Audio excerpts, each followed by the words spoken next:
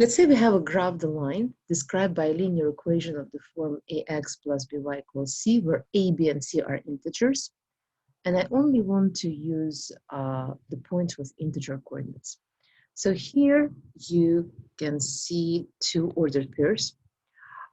One has integer coordinates, 3, 5, and the other has coordinates that are fractions. So the truth is we are very unlikely to ask to use only points with integer coordinates, but I prefer to use those when graphing because they are easier to plot and graphs turns out to be more accurate and more precise. So here are two equations of that form, and I'm going to graph them using only points with integer coordinates. So what do I do first? I usually like to start by finding the intercepts, points at which my line intersects the x-axis and y-axis. And you probably already know that to find y-intercept, I'm going to let x equals 0 and solve the equation for y. And to find x-intercept, we have to let y equals 0 and solve the equation for y. So I'm going to start by finding the intercepts for my first equation, 2x plus 3y equals 0. So I'm going to let I'm going to find y-intercept first. So let me use 0 for x. So x term will disappear, and I'm going to end up with 3y equals 0. So divide both sides by 0, and what do you see? 0 divided by 3 is 0, so y is equal 0. So what do I see? My y-intercept is actually my x-intercept, which means that my point is going through the origin. So I'm going to have to find additional points to grab the line, and I will find the point with integer coordinates. So what can I do for that? I could try to plug different values for x to see which ones would produce integer values of y, or vice versa. But to speed up the process a little bit, I will solve the equation for y.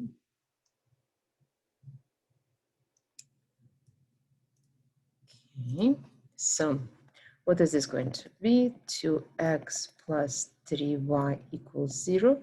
Move 2x to the other side. It's going to be 3y equals negative 2x. Divide both sides by 3, and my equation is going to become negative 2 third times x. And now I can see very clearly that if I want my y's to be integers, I would have to use, for x, multiples of 3. What are they? Plus minus 3, plus minus 6, plus minus 9.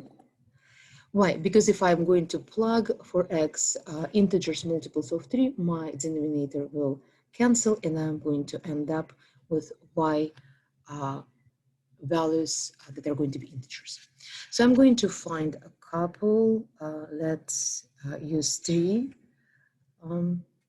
So y is equal negative 2 thirds times 3 over 1. 3 cancels. Negative 2 over 1 is negative 2. And I can also use negative 3 for x. So y equals negative 2 thirds times negative 3 over 1. And again, 3 and 3 cancels. Negative times negative is positive. So my y is going to be equal to. So I have 3 points. All 3 have integer coordinates. So I'm going to use them to graph my line. First, I'm going to plot them on my coordinate plane. 0, 0, 3, negative 2, negative 3, 2. And now I will connect them with a line.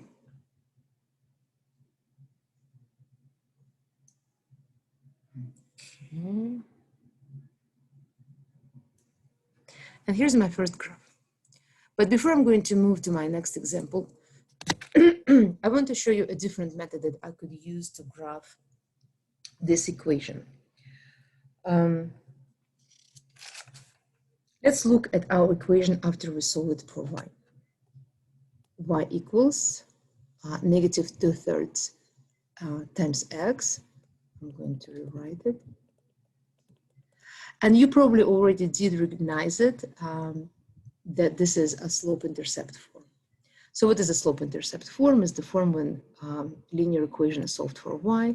So y equals mx plus b, and then m is the slope, and b is the y-intercept, and I can represent it as an order pair, 0, b, and we already do know what y-intercept is, so let's say a few words about the slope.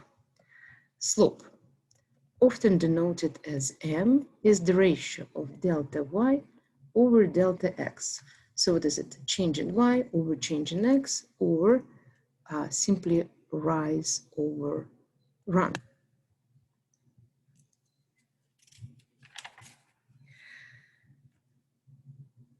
So let's look at our equation and let's define what is slope and what is y-intercept. So y equals negative 2/3 x. The coefficient of x is negative 2/3, so this is my slope.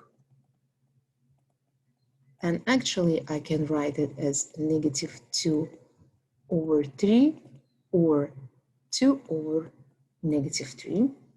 And then I don't see any constant, which means that the constant is 0. So my y-intercept is 0, 0. And now I will use my y-intercept as my starting point.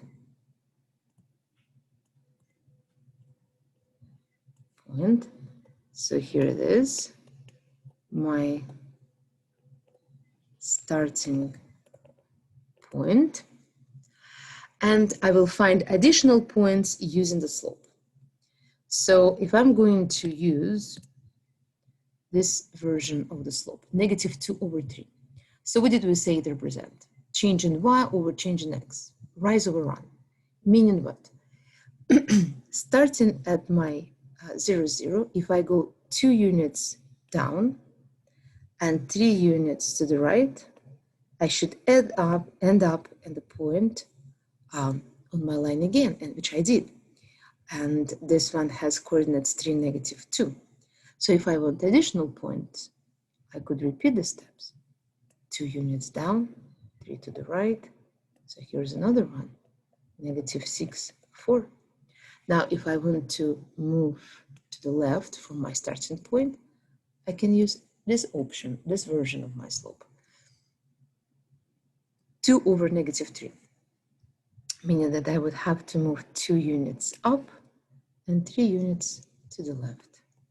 So here is my point, negative 3, 2, and again, 2 up, 3 to the left. And here is my additional point, negative 6, 4. So this is a great method to use, especially when the y-intercept is an integer. I could use it even when y-intercept is a fraction. However, every time I plot a point with coordinates that are fractions, there will be an error. And then if I start making steps from that point, the error propagates, and thus the accuracy is not going to be that great. So if I want more accuracy and more precision, I should find a starting point with integer coordinates. So as an option, I could try to find the x-intercept, but I could also hunt for a point with integer coordinates different from intercepts, and I can use that point as my starting point. And that's what I'm going to do in my next example. In my next example, I already found the intercepts just to demonstrate that they are not going to have integer coordinates. So I would have to hunt for a point with integer coordinates if I want to use such point to make my graph more precise and accurate. So what am I going to do for that? Well, first, I will solve the equation for y. Okay, So let's do that. Negative 7x plus 5y equals 6. First, I need to move negative 7 to the right. It's going to be 5y equals 7x plus 6. Then divide both sides by 5. What do I get? Y equals, or let me write it down here. Y equals 7x plus 6 over 5, or if I want to separate my terms, it's going to be 7 over 5x plus 6 over 5. And now, to hunt for my point, I will use this form. And I'm going to plug into that form different integer values of x, plus minus 1, plus minus 2, plus minus 3, etc., until I find one that would turn my numerator into a number divisible by my denominator. So in my denominator, I have 5. So I want to have in my numerator a number divisible by 5. So let's start. So if x is equal 1, what do I get? Y equals 7 times 1 plus 6 over 5. 7 times 1 is 7, plus 6 is 13. 13 is not divisible by 5. So this is not going to work for me. And actually, I can see that negative 1 is not going to work for me either. So I'm going to jump to x equals 2. And in this case, what do I have? Y equals 7 times 2 plus 6 over 5. 7 times 2 is 14, plus 6 is 20, and 20 is divisible by 5, so y is equal 4. So I just found my starting point. It's 2, 4, and I'm going to plot it here. 2, 4, starting point.